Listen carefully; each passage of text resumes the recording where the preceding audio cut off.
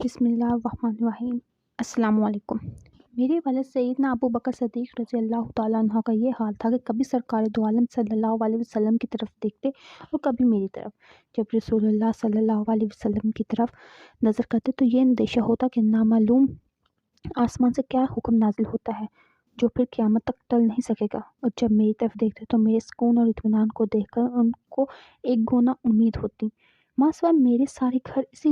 خوف و رجا اور امید و وہم میں مبتلا تھا کہ وہی آسمانی کا نزول ختم ہوا اور چہرے انور پر مسرت و بشاشت کے آثار نمودار ہوئے۔ رسول اللہ صلی اللہ علیہ وآلہ وسلم مسکراتے ہوئے دست مبارک سے جبین منور کے پسینے کو پونچھتے ہوئے سیدہ عائشہ رضی اللہ تعالیٰ عنہا کی طرف متوجہ ہوئے، اور پہلا کلمہ جو زبان مبارک سے نکلا وہ یہ تھا: عائشہ، تجھے خوشخبری ہو، بے شک اللہ تعالیٰ نے تیری برات نازل فرمائی ہے۔ حضرت عائشہ رضی اللہ تعالیٰ عنہا فرماتی ہیں کہ میری والدہ نے کہا، عائشہ اٹھو اور اپنے خاوند کے قدم لو۔ سیدہ عائشہ رضی اللہ تعالیٰ عنہا نے نسوائے غرور و ناز کے ساتھ جواب دیا، میں صرف اپنے خدا کا شکر ادا کروں گی جس نے میری برات نازل فرمائی، کسی اور کی ممنون نہیں۔ سیدہ عائشہ رضی اللہ تعالیٰ عنہا کا اسی حالت شکری میں شکر نبوی سے انکار ناز محبوبی کے مقام سے تھا، اور ناز کی حقیقت یہ ہے کہ دل جس شے سے لبریز ہو زبان سے اسی کے خلاف اظہار ہو۔ ظاہر میں یہ ایک ناز تھا، لیکن صدا ہزار نیاز اس میں مستور تھے۔ اس کے بعد سرکار دو عالم صلی اللہ علیہ وآلہ وسلم نے ارشاد فرمایا کہ اللہ تعالیٰ نے اس بارے میں یہ آیت نازل فرمائی ہے: تحقیق جن لوگوں نے یہ طوفان برپا کیا ہے وہ تم میں سے ایک جماعت ہے، تم اس کو اپنے لیے شر نہ سمجھو بلکہ وہ فی الحقیقت تمہارے لیے خیر ہے۔ ہر شخص کے لیے گناہ کا اتنا ہی حصہ ہے جتنا اس نے کمایا، اور جو اس طوفان کے بڑے حصے کا متولی بنا ہے اس کے لیے بڑا عذاب ہے۔ اس بات کو سنتے ہی مسلمان مرد اور مسلمان عورتوں نے اپنے لیے نیک گمان کیوں نہ کیا، اور یہ کیوں نہ کہا کہ یہ صریحاً بہتان ہے، اور کیوں نہ لائیں وہ اس تہمت پر چارہ گواہ۔ بس جب کہ یہ لوگ گواہ نہ لائے تو یہ لوگ اللہ کے نزدیک جھوٹے ہیں، اور اگر تم پر دنیا اور آخرت میں اللہ کا فضل اور مہربانی نہ ہوتی تو تم کو اس چیز میں کہ جس میں تم گفتگو کر رہے ہو سخت عذاب پہنچتا۔ جب تم کو اپنی زبانوں سے نقل کرتے ہو اور اپنے منہ سے ایسی بات کہتے ہو جس کی تم کو تحقیق نہیں، تم اس کو آسان سمجھتے ہو، اور اللہ تعالیٰ کے نزدیک بہت بڑی بات ہے کہ تم نے اس خبر کو سنتے ہی یہ کیوں نہ کہہ دیا کہ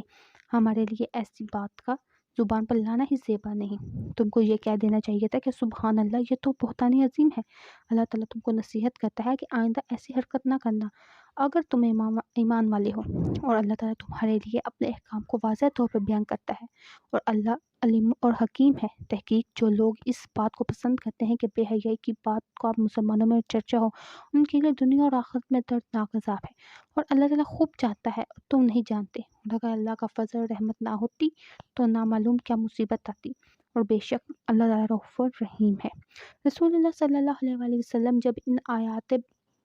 بارات کی تلاوت سے فارغ ہوئے اور سیدنا ابو بکر صدیق رضی اللہ تعالیٰ عنہ نے اپنی عفت مآب بیٹی کی طہارت پر اللہ تعالیٰ کی شہادت کو سن لیا تو آپ رضی اللہ تعالیٰ عنہ نے اسی وقت اٹھ کر اپنی بیٹی سیدہ عائشہ رضی اللہ تعالیٰ عنہ کی پیشانی کو بوسہ دیا۔ سیدہ عائشہ رضی اللہ تعالیٰ عنہ نے کہا، ابا جان، پہلے آپ نے مجھ کو کیوں نہ معذور اور بے قصور سمجھا؟ سیدنا صدیق اکبر رضی اللہ تعالیٰ عنہ نے جواب دیا، کون سا آسمان مجھ پہ سایہ ڈالے اور کون سی زمین مجھ کو اٹھائے اور تھامے، جبکہ میں اپنی زبان سے وہ بات کہوں جس کا مجھے علم نہ ہو۔ بعد رسول اللہ صلی اللہ علیہ وآلہ وسلم مسجد میں تشریف لائے اور مجمع عام میں سیدہ عائشہ رضی اللہ تعالیٰ عنہ کی برات میں نازل شدہ آیات کی تلاوت فرمائی۔ یہ فتنہ اصل میں منافقین نے شروع کیا تھا، لیکن 3 مسلمان اپنے سادہ لوہے کی وجہ سے منافقین کے دھوکے میں آ گئے۔ ان کے نام یہ ہیں: مصطح بن اساسہ، حسان بن ثابت اور حمنہ بنت جہش رضی اللہ تعالیٰ عنہم۔ ان پر حد قذف یعنی زنا کی جھوٹی تہمت لگانے کی سزا جاری کی گئی،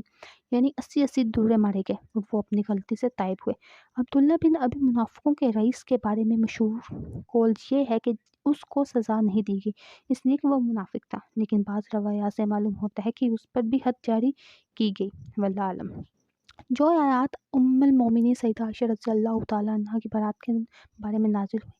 ان میں ان کی فضیلت اور منقبت ظاہر و باہر ہے۔ اللہ تعالیٰ نے ان کو اس بہتان سے بری فرمایا اور انہیں توبہ فرمایا اور مغفرت اور رزق کریم کا وعدہ فرمایا، جس سے سیدہ عائشہ رضی اللہ تعالیٰ عنہ کی مغفرت کا قطعی اور یقینی ہونا معلوم ہوا۔ उलुल फ़ज़्ल मिनकुम से सैयदना सिद्दीक़ अकबर रज़ी अल्लाह ताला अन्हु की फ़ज़ीलत और मनक़बत ज़ाहिर होती है, क्योंकि अल्लाह ताला जिसको साहिब फ़ज़ल फ़रमाए उसके फ़ज़्ल व कमाल में कहाँ शुबा की मजाल है।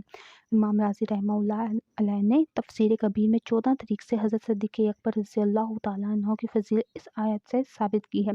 वाक़या उस वक़्त से सैयदना सिद्दीक़ अकबर रज़ी अल्लाह ताला अन्हु के ग़ायत तक़वा, कमाल और रिया का भी पता चलता है कि किस्सा 1 महीने से ज़्यादा अरसे तक रहा, लेकिन बेटी की हमायत में एक लफ्ज़ ज़बान से नहीं निकला। सिर्फ़ एक मरतबा शिद्दत गम में आप रज़ी अल्लाह ताला अन्हा की ज़ुबान से ये निकला,